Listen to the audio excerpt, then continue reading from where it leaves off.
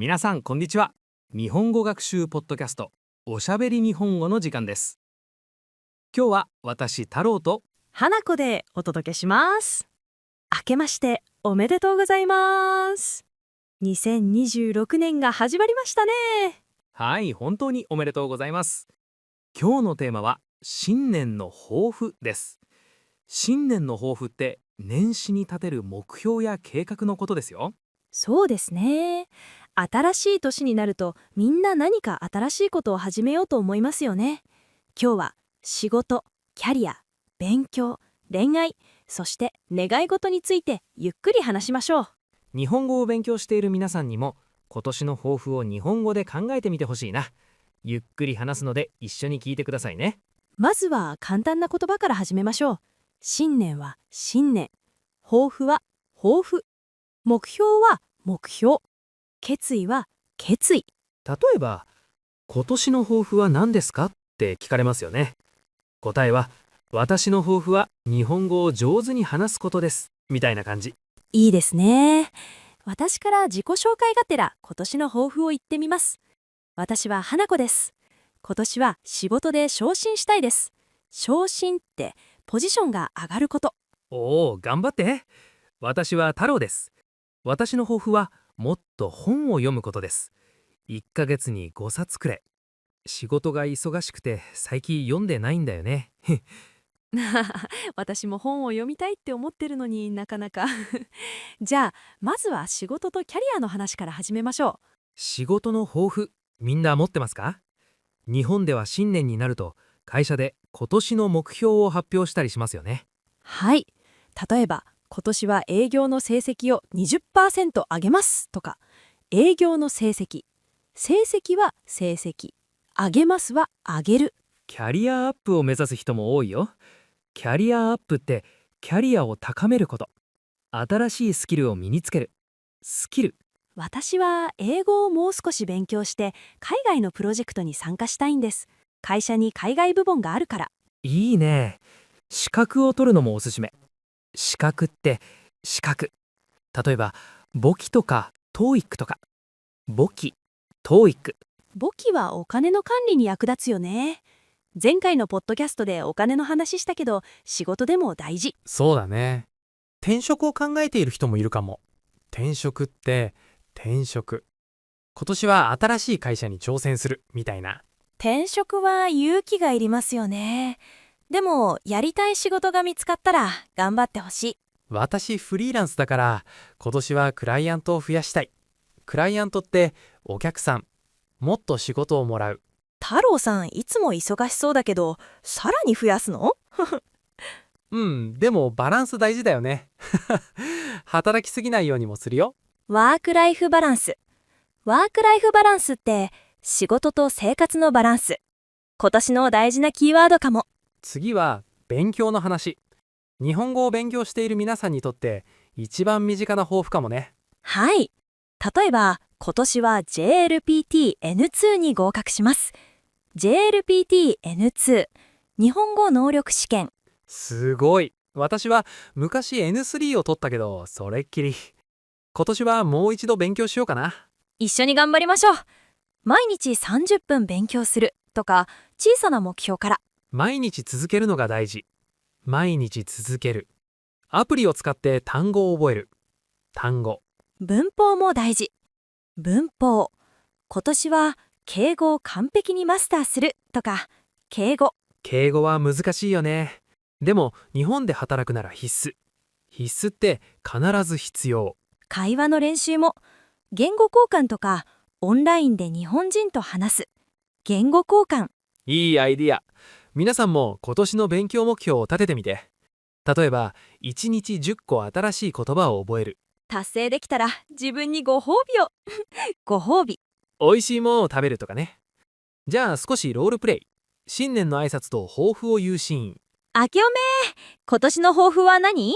明けおめ、俺は健康のためにジムに通うよ。君は？私は貯金を増やすこと。旅行に行きたいから。いいね。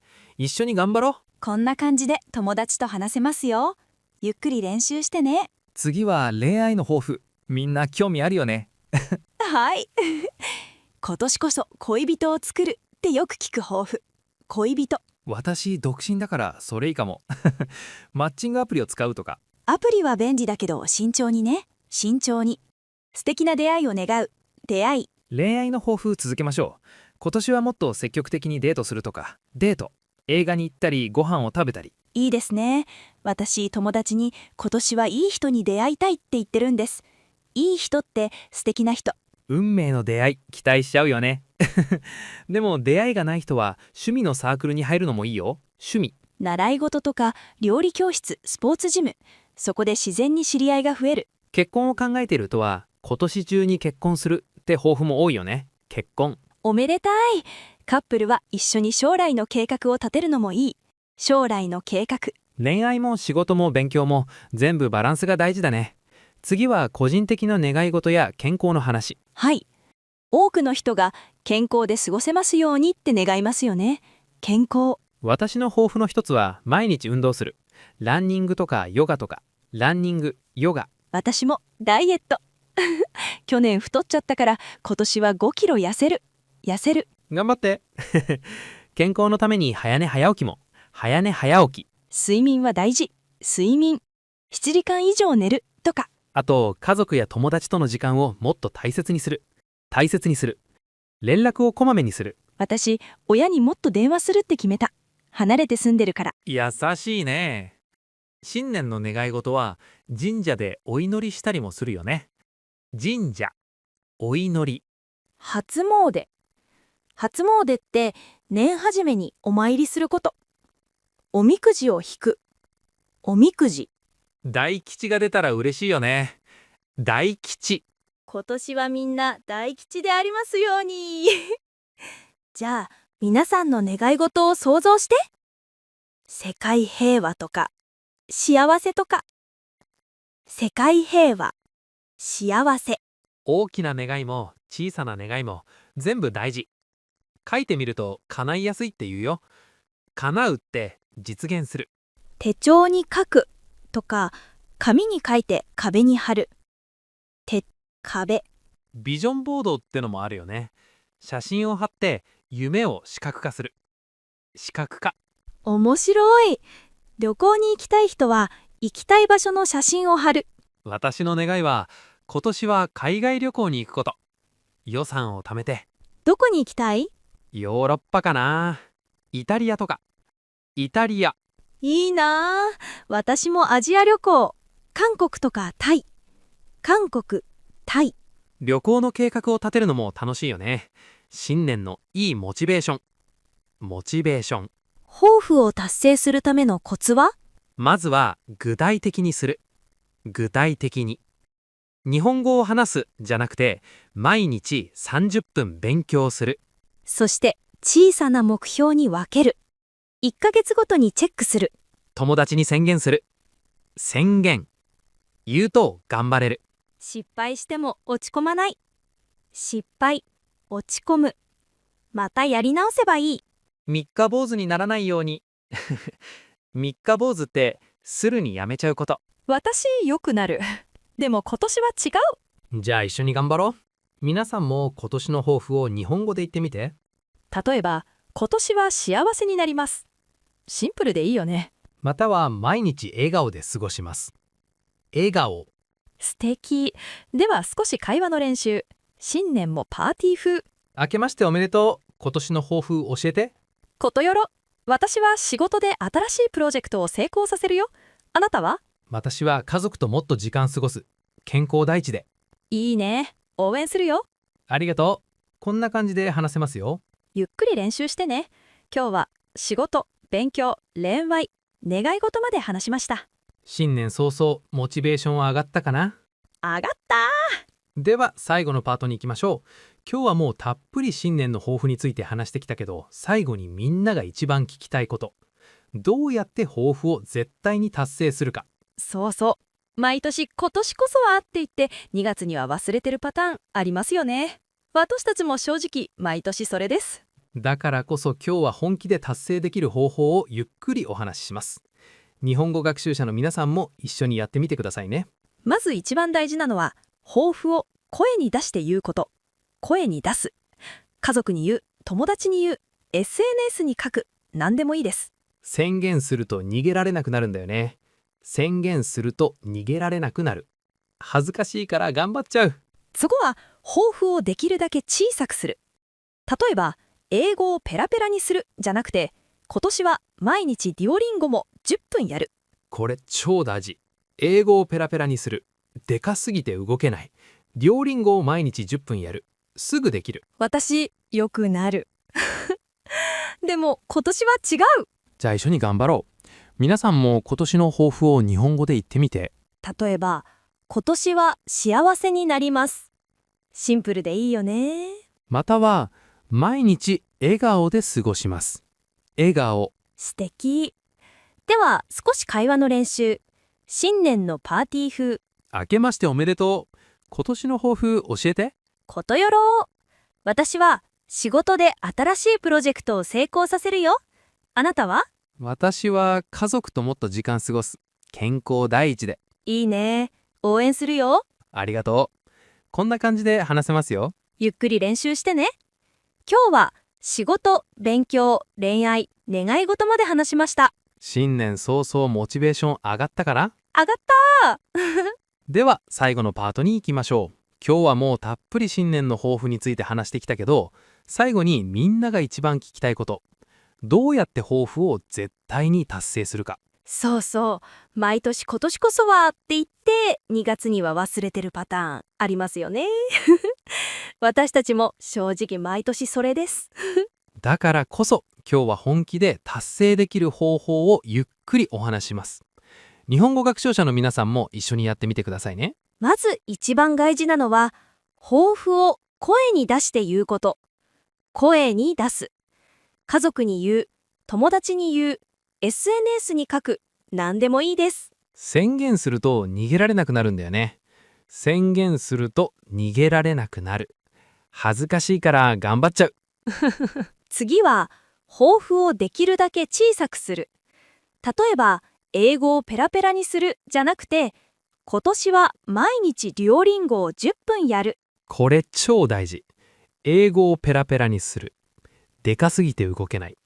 デュオリンゴを毎日10分やる。すぐできる。私、今年の日本語学習の抱負は、毎日このポッドキャストを1エピソード聞くだけにしました。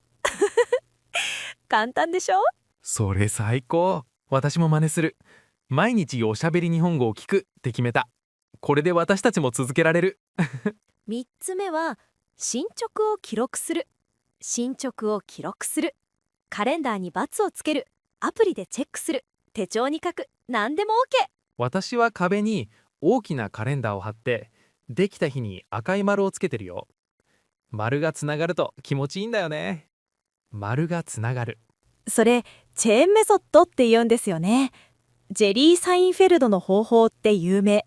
絶対やめたくなくなる。4つ目は、失敗しても自分を責めない。失敗しても自分を責めない。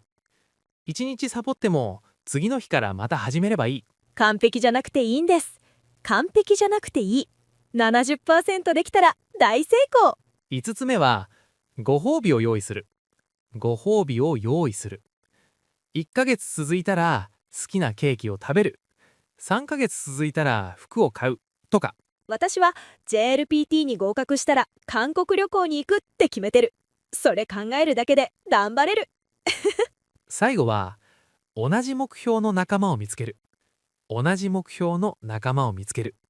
一人だと寂しいけど、仲間がいると楽しい。皆さん、このポッドキャストのコメント欄やツイッターでハッシュタグおしゃべり日本語2026でハッシュタグを作りましょう。みんなで抱負を報告し合って応援し合おう。最高のアイディア。私たちも毎月進捗を報告するよ。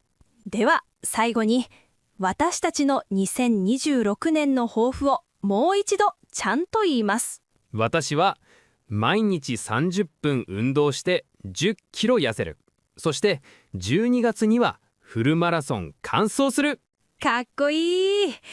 私は毎日日本語ポッドキャストを聞いて、2026年12月に JLPT N2 に絶対合格する。そして合格したら韓国に一人で旅行に行く。おお、絶対行くぞ。皆さんも今心の中でまたは声に出して2026年の抱負を言ってみてください。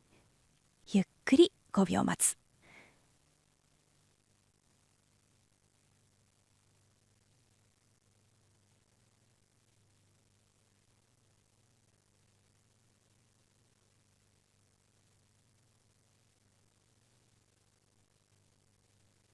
言えましたか？言った瞬間からもう始まってるよ。